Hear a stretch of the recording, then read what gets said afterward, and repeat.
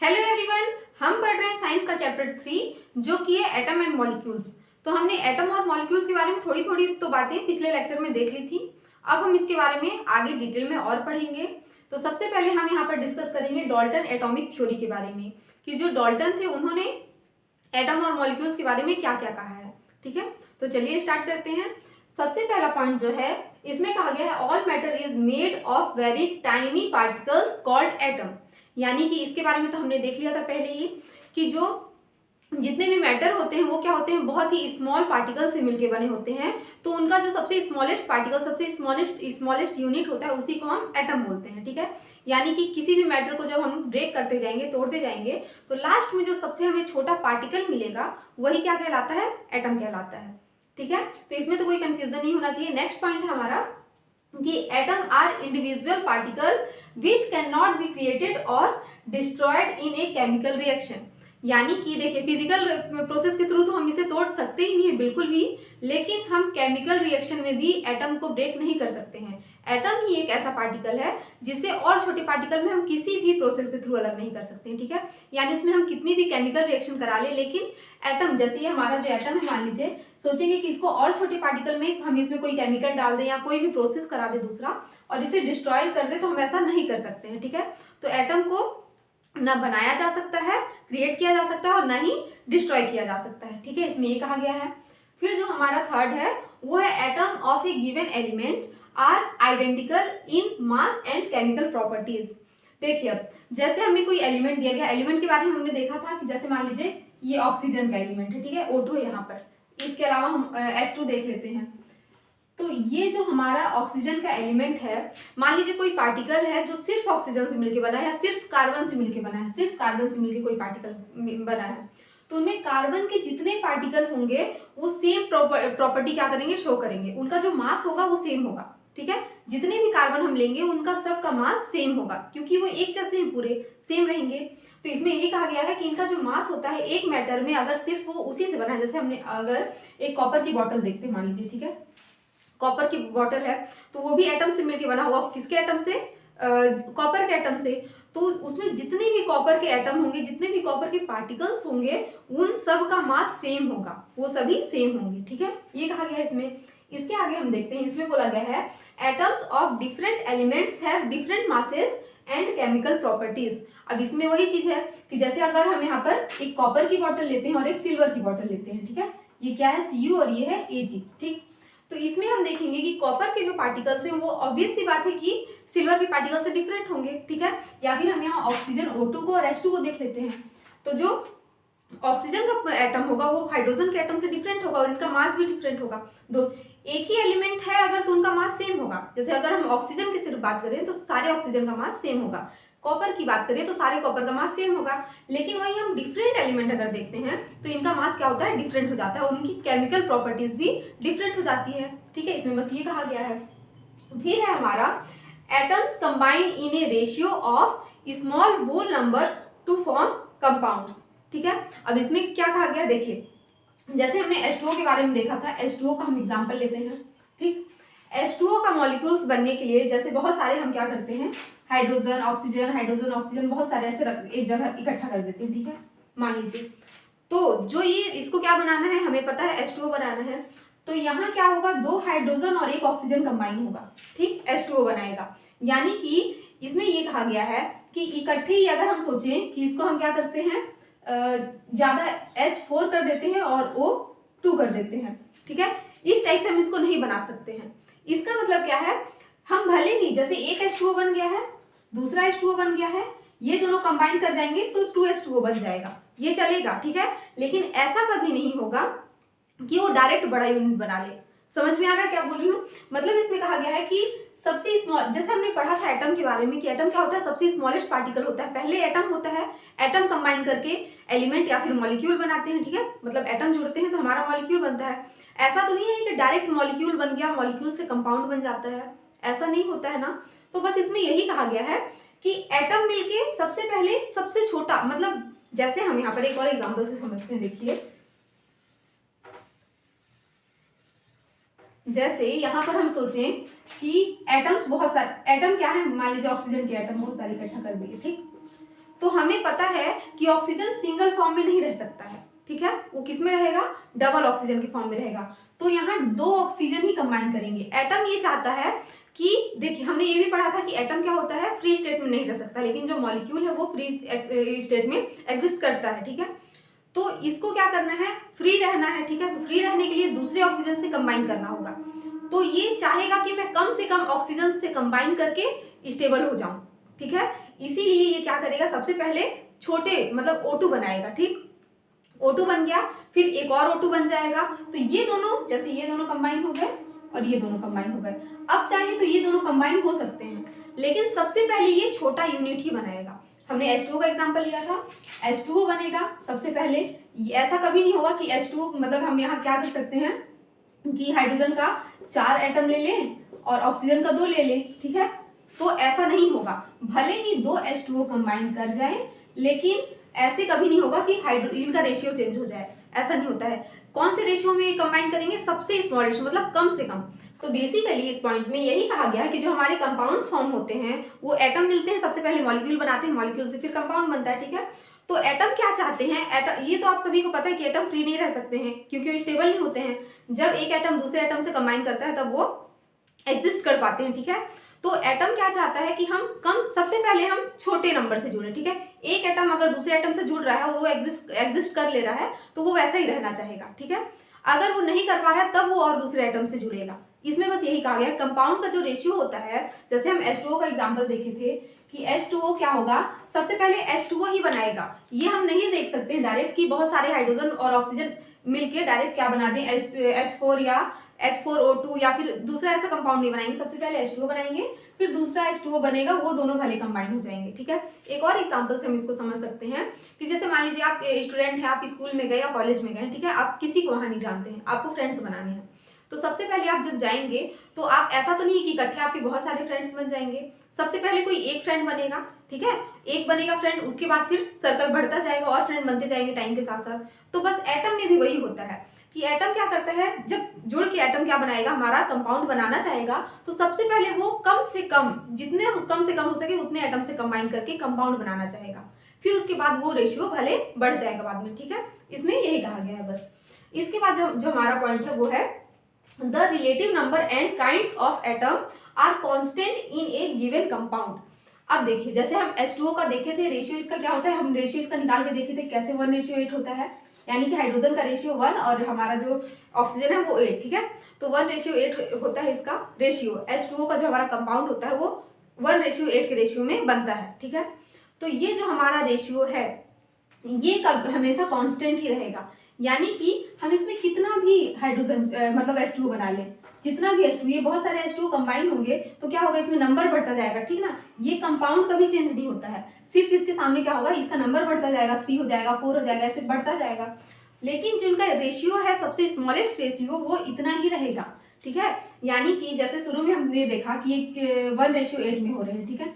उसके बाद हम देखेंगे कि ये 2:16 में हो जाएंगे, ठीक। ऐसे रेशियो बढ़ता जाएगा, यानी कि इनका रिलेटिव रेशियो, क्योंकि इसको जब हम काटेंगे तो फिर से उतना ही आ जाएगा।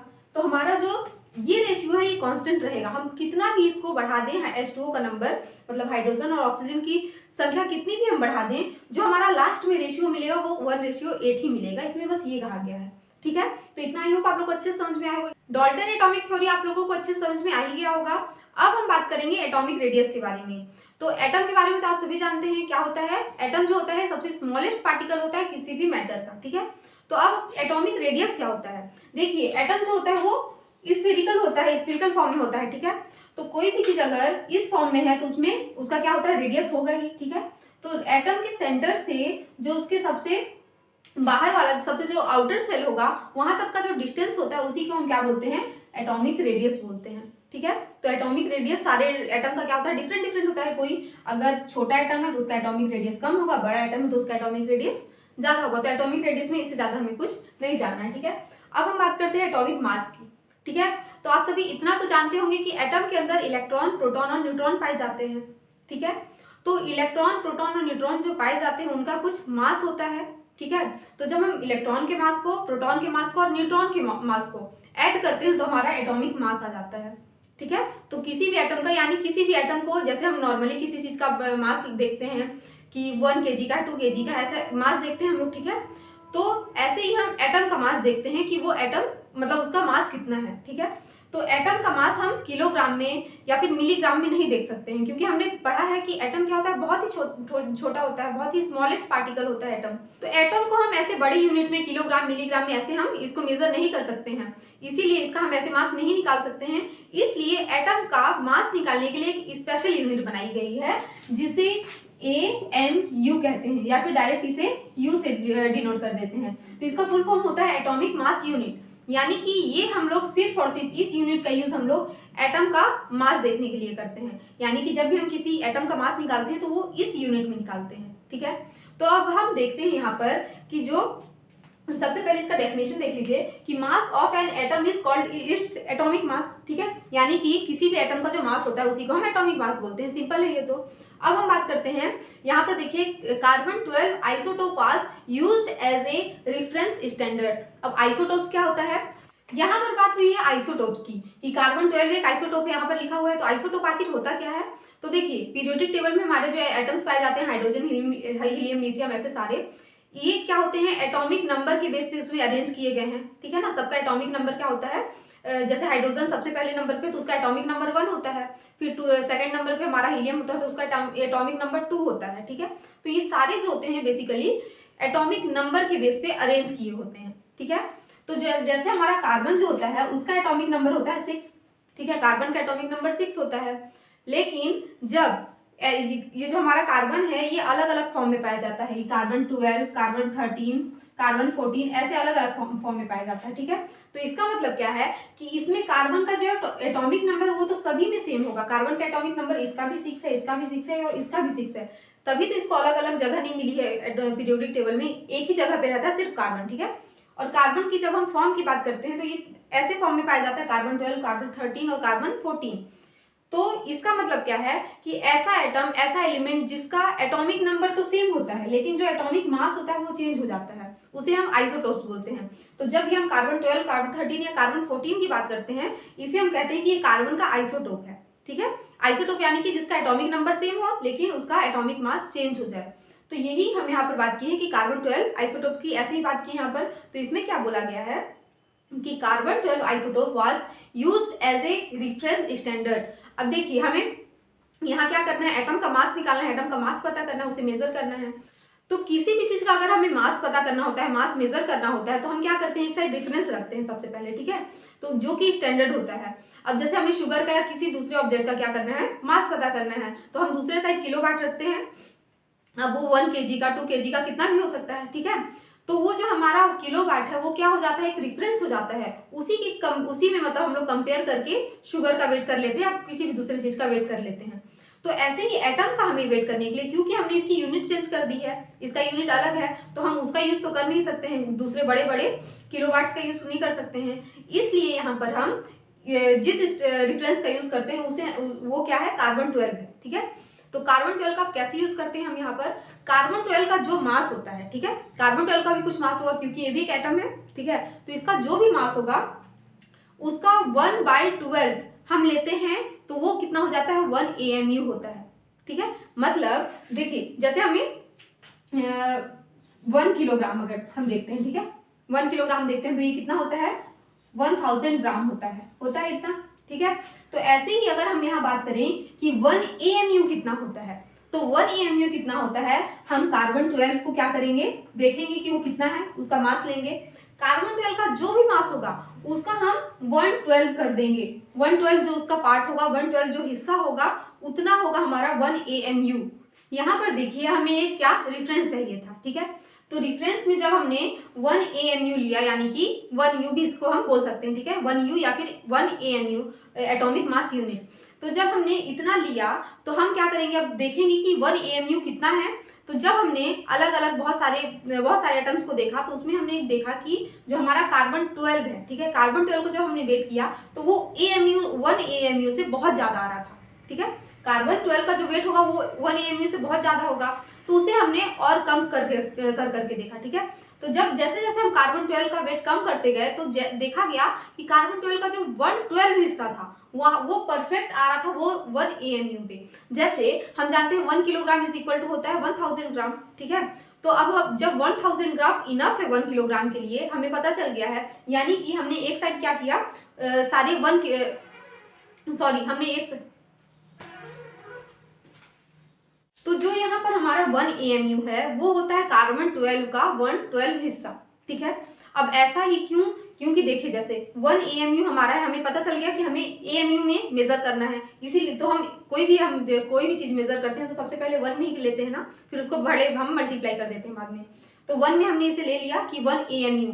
तो अब देखना है हमें ये कि 1 AMU होता कितना है। जैसे हमें 1 kg पता चल गया अगर 1 किलोग्राम, तो हमें 1 किलोग्राम का और छोटा यूनिट अगर पता करना है वो कितना होता है, तो 1000 ग्राम होता है, ठीक है। तो 1 AMU कितना होगा, तो ये मेजर करने के लिए अलग अलग एटम लिए गए, ठीक है। उसमें देखा गया कि कार्बन 12 को छाटा गया, उसमें से कार्बन 12 का जब वेट किया गया तो वो 1 AMU से बहुत ज़्यादा था, ठीक है। तो कार्बन 12 को और कम करके उसका मास पता किया गया। तो देखा गया कि जैसे जैसे उसको कम करते गए वो 1 AMU के थोड़ा पास आता गया, ठीक है। कार्बन 12 का मास जो था वो 1 AMU के पास आता गया। जैसे ही इसमें देखा गया कि कार्बन 12 का 112 हिस्सा हमने जैसे ही लिया तो वो 1 AMU के एग्जैक्ट था एकदम, मतलब 1 AMU के बराबर था, ठीक है। इसीलिए इसमें क्या किया गया कि बता दिया गया कि 1 AMU इज इक्वल टू होगा 112 हिस्सा कार्बन 12 का, ठीक है। तो अब जैसे 1 किलोग्राम इज इक्वल टू होता है हमारा 1000 ग्राम, इनफ है इतना, ठीक है। तो हम फिर उसमें और ऐड क्यों करेंगे, एक्स्ट्रा ऐड नहीं करेंगे, क्योंकि हमें पता है 1 किलोग्राम इज इक्वल टू 1000 ग्राम, ये पहले से बना हुआ है। ऐसे ही ये जब इसका मास किया गया तो पता चल गया कि 1 AMU इज इक्वल टू 112 हिस्सा होगा कार्बन 12 एटम का, ठीक है। इसीलिए इसका यूनिट हमेशा कार्बन 12 के कोरेस्पॉन्डिंग हम लोग क्या करते हैं, मेजर करते हैं, यानी कि कार्बन 12 का जो 112 हिस्सा होता है वही AMU होता है। इसका हमें जरूरत नहीं है, हमें सिर्फ वो 1 AMU देखना है, ठीक है। तो कोई भी चीज़ हम किसी भी एटम का जब हम मास देखते हैं तो वो AMU में ही देखते हैं, ठीक। अब हम बात करते हैं थोड़ा सा मॉलिक्यूल्स ऑफ एलिमेंट्स के बारे में। ये तो हमने देखा था पहले कि एलिमेंट्स क्या होते हैं, जो सेम एक जैसे एटम से मिलके बनते हैं, ठीक है। एक जैसे एटम से मिलके बनेंगे तो वो एलिमेंट्स कहलाएंगे, लेकिन है तो वो भी मॉलिक्यूल्स ही ना। एटम का जुड़ना मतलब मॉलिक्यूल्स बनाना, तो मॉलिक्यूल्स है, लेकिन एलिमेंट्स कब कहलाएंगे, जब एक जैसे एटम बनेंगे। जैसे कि ऑक्सीजन ऑक्सीजन मिल गए तो O2 बन गया, ऑक्सीजन ऑक्सीजन 3 बार मिल गए तो O3 बन गया। तो ये दोनों मॉलिक्यूल्स भी हैं और एलिमेंट्स भी हैं, लेकिन यही अगर हम H2O कर दें तो यहाँ एटम डिफरेंट हो गए, तो ये क्या हो जाएगा हमारा मॉलिक्यूल्स नहीं, सॉरी ये हमारा एलिमेंट नहीं कहलाएगा, लेकिन मॉलिक्यूल्स कहलाएगा, ठीक। तो अब हम देखें कि जो हमारे एलिमेंट्स हैं वो कितने टाइप्स के, मॉलिक्यूल्स ऑफ एलिमेंट्स हमारे कितने टाइप के होते हैं। यानी कि एटम तो जुड़ रहे हैं यहाँ हमें पता है, लेकिन एटम कैसे जुड़ रहे हैं उसे हम, जैसे यहाँ पर ऑक्सीजन का 2 एटम जुड़ा, ठीक, तो हमने O2 बनाया, और ऑक्सीजन का यहाँ 3 एटम जुड़ा तो O3 बनाया। तो ये हम एक जैसा तो इन्हें नहीं बोल सकते, ये अलग अलग इनका नाम दिया गया है। तो मॉलिक्यूल्स ऑफ एलिमेंट्स में हम पढ़ेंगे मोनोएटॉमिक, डाईएटॉमिक और ट्राईएटॉमिक, यानी कि एलिमेंट्स जो होते हैं वो इतने टाइप में पाए जाते हैं। तो मोनोएटॉमिक में क्या होता है, इसमें एटम सिर्फ सिंगल पाए जाते हैं, यानी कि जैसे हीलियम होता है, ये हीलियम इसी फॉर्म में पाया जाता है, He2 के फॉर्म में या He3 के फॉर्म में नहीं पाया जाता है, ठीक है। हमने पहले पढ़ा है कि एटम मतलब सिंगल एग्जिस्ट नहीं करते हैं, लेकिन कुछ एटम ऐसे होते हैं जो सिंगल पाए जाते हैं, मतलब दूसरे एटम के साथ कंबाइन नहीं करते हैं, ऐसे ही पाए जाते हैं वो, तो इसे हम बोलते हैं मोनोएटॉमिक एलिमेंट्स, ठीक है। तो हीलियम हो गया, इसमें नियॉन होता है, यानी कि जो हमारा पीरियोडिक टेबल होता है उसमें लास्ट वाला जो ग्रुप 18 के जितने भी एलिमेंट्स होते हैं वो हमारे मोनोएटॉमिक एलिमेंट्स से होते हैं, ठीक है। इसके बाद सेकंड हम बात करेंगे डाईएटॉमिक की। तो कभी भी 2 एटम एक साथ अगर मिलते हैं, जैसे ऑक्सीजन और ऑक्सीजन का 2 एटम मिलता है तो बनता है O2, हाइड्रोजन का 2 एटम मिलता है तो बनता है H2। तो ये जो हमारे होते हैं ये होते हैं डाईएटॉमिक एलिमेंट्स, इन्हें हम डाईएटॉमिक मॉलिक्यूल्स या डाईएटॉमिक एलिमेंट्स कहते हैं, ठीक है। अब हम बात करें अगर ट्राईएटॉमिक की, तो इसमें क्या होंगे, जैसे कि हम ऑक्सीजन के अगर 3 एटम्स को एक साथ कंबाइन कर दे तो ये बनाता है O3 यानी कि ओजोन, तो ये हमारा ट्राई एटॉमिक मॉलिक्यूल कहलाता है, ठीक है। लेकिन हमें इसमें एक चीज़ ध्यान रखनी है कि हम इसकी बात तभी करेंगे जब एक जैसे एलिमेंट हो, जैसे इसमें तो सिंगल है, इसमें तो बात ही नहीं है, कोई मतलब दूसरे ऐड ही नहीं हो रहा है, तो ये मोनोएटॉमिक हो जाएगा। लेकिन डाईएटॉमिक की जब हम बात करते हैं तो ऑक्सीजन ऑक्सीजन ही कंबाइन करना चाहिए, ऑक्सीजन हाइड्रोजन कंबाइन करेगा तो ये डाईएटॉमिक नहीं कहलाएगा। डाईएटॉमिक यानी कि एक जैसे 2 एटम, ठीक है, एक जैसे 2 एटम कंबाइन हो रहे हैं तो हमारा डाईएटॉमिक बनेगा, और जब एक जैसे 3 एटम कंबाइन होंगे तो हमारा ट्राईएटॉमिक मॉलिक्यूल बनेगा, ठीक है। अभी हमने बात किया था मॉलिक्यूल्स ऑफ एलिमेंट्स, यानी कि एक जैसे जब एटम मिलते हैं तब कैसा मॉलिक्यूल बनाता है, उसके बारे में हमने पढ़ा था। ठीक है, अब हम बात करते हैं मॉलिक्यूल्स ऑफ कंपाउंड, यानी कि कंपाउंड क्या होता है, जब अलग अलग एटम मिलते हैं फिक्स रेशियो में, उनका जो कंपोजिशन होता है वो फिक्स होता है, तब क्या हमारा क्या बनता है, कंपाउंड बनता है। तो उसे हम क्या बोलते हैं, मॉलिक्यूल्स ऑफ कंपाउंड। अब इसमें क्या होंगे, क्योंकि हमें पता है अलग अलग एटम मिलेंगे, तो जैसे H2O ये क्या हो जाएगा, हमारा कंपाउंड हो जाएगा, लेकिन मॉलिक्यूल भी कहलाएगा। और यही हम बात करें NH3 यानी कि अमोनिया, तो यहाँ भी हमारे अलग अलग एटम है दोनों, लेकिन ये भी मॉलिक्यूल बना रहे हैं।